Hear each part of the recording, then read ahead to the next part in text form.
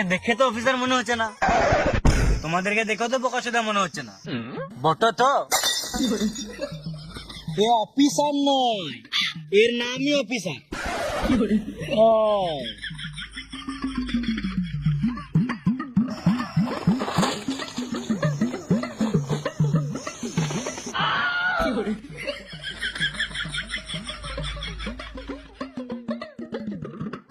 ঘরে কুটুম এসছে, কুটুম গালাকে খানিক সম্মান করো।